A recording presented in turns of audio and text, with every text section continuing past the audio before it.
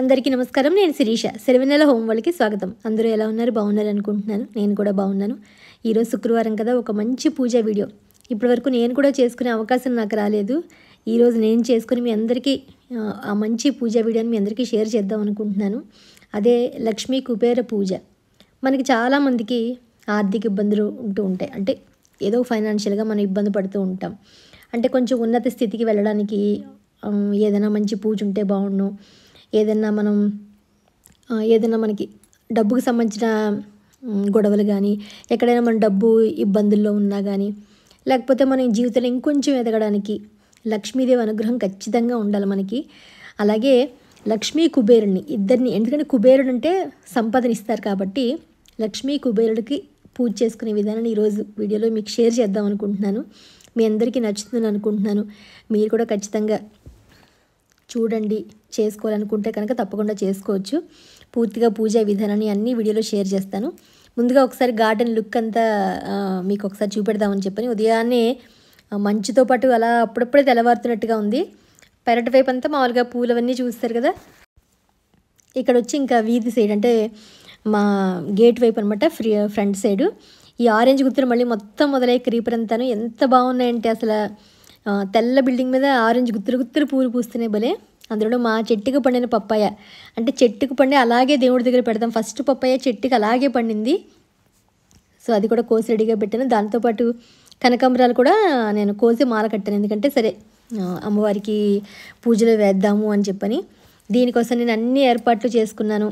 ఎప్పుడో కొనుక్కున్నాను లక్ష్మీ కుబేర చిత్రరేఖ, కుబేరుడి భార్య చిత్రరేఖతో సమేతంగా ఉన్న లక్ష్మీదేవి అలా ఉన్న ఫోటో మామూలుగా షీట్ లాంటిది కొనుక్కొని పెట్టుకున్నాను. ఎప్పుడో ఒకసారి చేసుకోవాలి మంచిగా, అంటే మన భర్త ఉన్నత స్థితికి వెళ్ళడానికి, పిల్లలు మంచి వృద్ధిలోకి రావడానికి, మనకి ఎటువంటి ఆర్థిక సమస్యలు డబ్బుతో కూడుకునేది కానీ మనకి అలాంటివి ఏమి ఉండకుండా మనం ఎప్పుడు ఎదుగుతూ ఉండడానికి చిన్న చిన్న పరిష్కారాలు ఉంటాయి. వాటికి సంబంధించినవి చేసుకుందాం అని అనిపించి ఈరోజు కుదిరింది నాకు చేసుకోవడానికి. అందుకని నేను చేసుకున్న పూజా విధానాన్ని ఎవరైనా చేసుకోవచ్చు, ఎప్పుడైనా చేసుకోవచ్చు. అంటే ధనత్రయోదశికి మాత్రమే చేసుకోవాలి అని అనుకుంటారు కానీ ఎప్పుడైనా శుక్రవారం చేసుకోవచ్చు, గురువారం చేసుకోవచ్చు, ఏదైనా మంచి మాసం చేసుకోవచ్చు, అమావాస్య నాడు చేసుకోవచ్చు, పౌర్ణమి నాడు చేసుకోవచ్చు. అప్పుడు ఇప్పుడు అని ఏం లేదు, ఎప్పుడైనా చేసుకోవచ్చు. మన మనసుకు నచ్చినట్టుగా ఒక మంచి రోజు చూసుకొని చక్కగా ఆ రోజు మనం ఈ రకంగా పూజ చేసుకోవచ్చు. ఒకసారైనా చేసుకోవచ్చు, 9 సార్లైనా చేసుకోవచ్చు. ఎందుకంటే కుబేరుడు నవనిధులకి అధిపతట. అందుకని 9 సార్లు చేసుకుంటే ఇంకా మంచిదని అంటారు. ముఖ్యంగా చెప్పాను కదా, దారిద్ర్య బాధలు ఉన్నా సరే, అప్పుల బాధలు ఉంటూ ఉంటాయి కొంతమందికి, వ్యాపారంలో అభివృద్ధి ఉండదు, అద్భుతమైన అభివృద్ధి కావాలి. ఇప్పుడు జనవరి కాబట్టి మనకి పంటలు చేతికి వస్తూ ఉంటాయి. పాడి పంటలు మంచిగా ఉండాలి కానీ, ఉద్యోగంలో అభివృద్ధి కానీ, ఇవన్నిటి కోసం చేసుకునేది ఇది. ఎక్కడైనా సరే కష్టపడి పనిచేస్తే ఖచ్చితంగా మనకి దేవుడు కరుణిస్తాడు, మనకి దారి చూపిస్తాడు అని అంటారు కదా. ఈరోజు కాకపోయినా రేపైనా కూడా మనకి ఖచ్చితంగా మనకి దక్కాల్సింది దక్కుతుంది. కానీ కొంచెం సమయం పడుతుంది అంతే.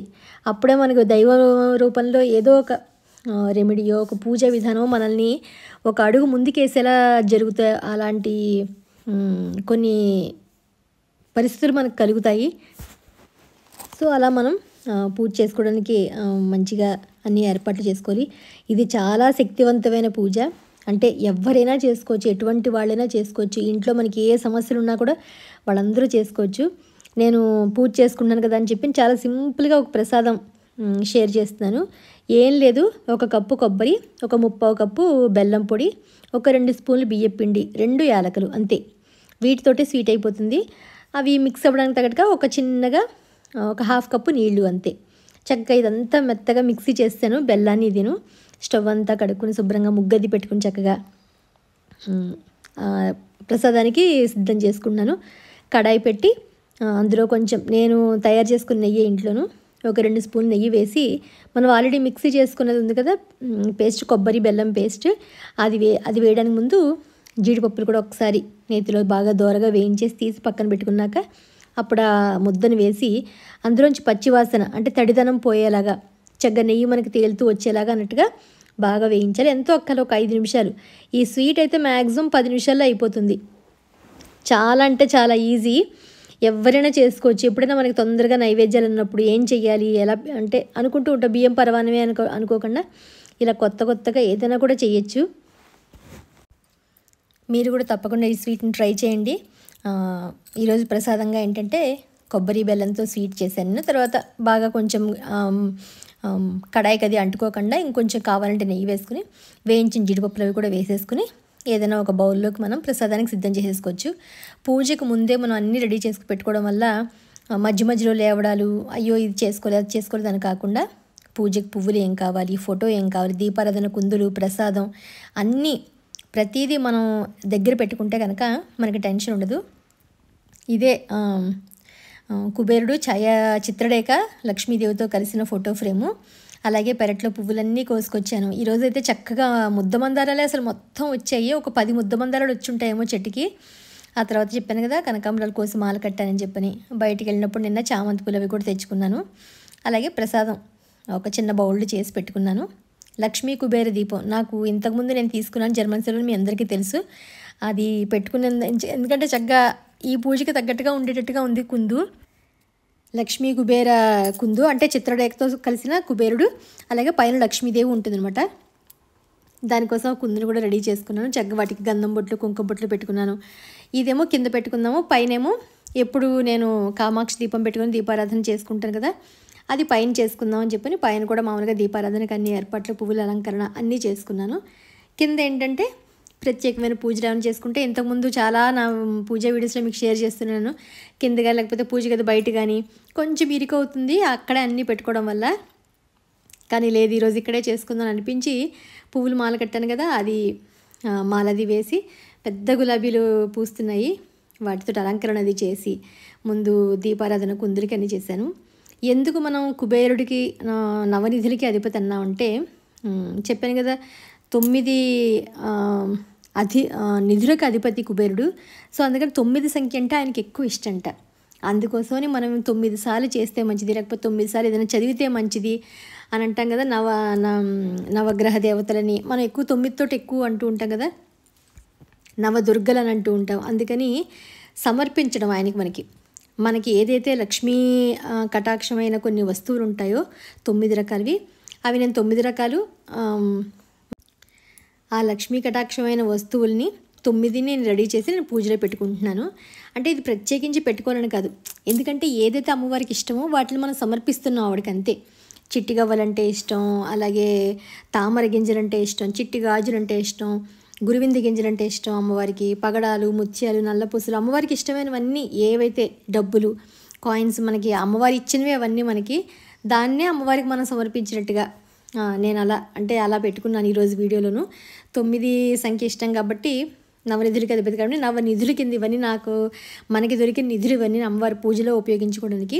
అందుకని నేను అవన్నీ కూడా రెడీ చేసుకుని పెట్టుకుని తర్వాత ముందు దీపారాధన చేసుకుని ఆ తర్వాత ఆచమనం చేసి సంకల్పం చెప్పుకోవాలి.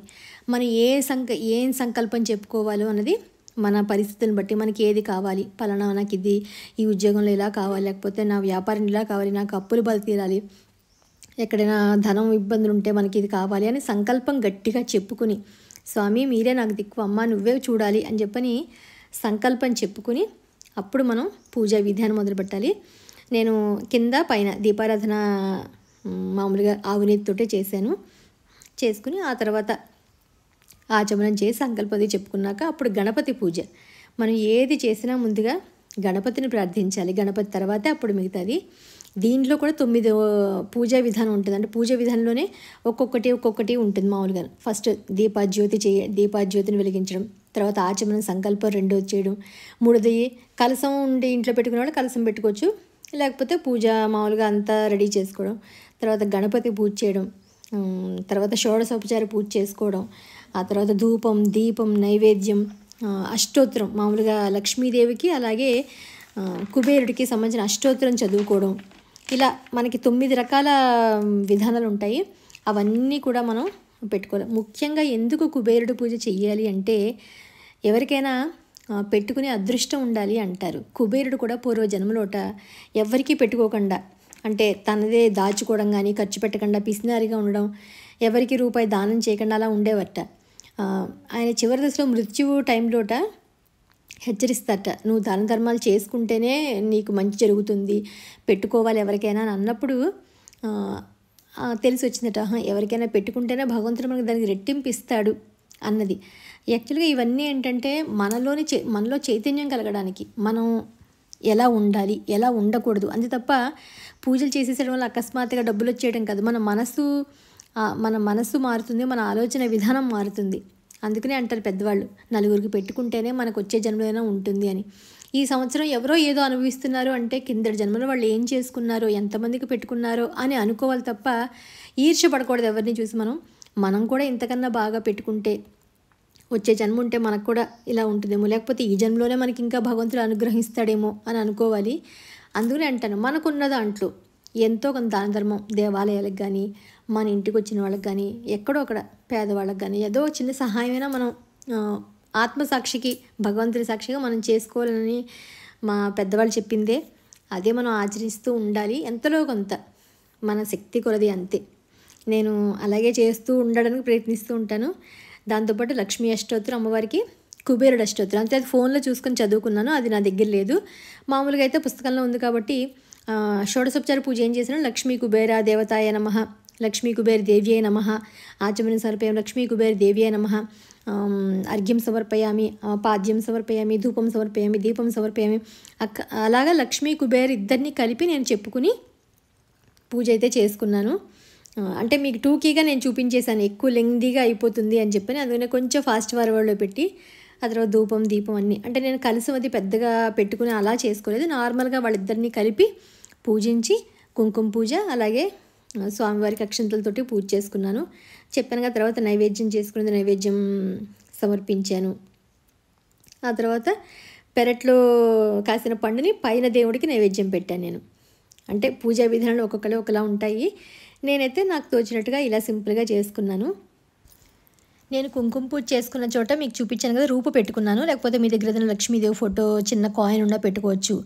అదే లక్ష్మీ కుబేరుడు అనుకుని దానికి ఇద్దరిని కలిపి చేసేయచ్చు. ఇది ఈరోజు నేను చేసుకున్న పూజా విధానం. మీ అందరికీ నచ్చిందని అనుకుంటున్నాను.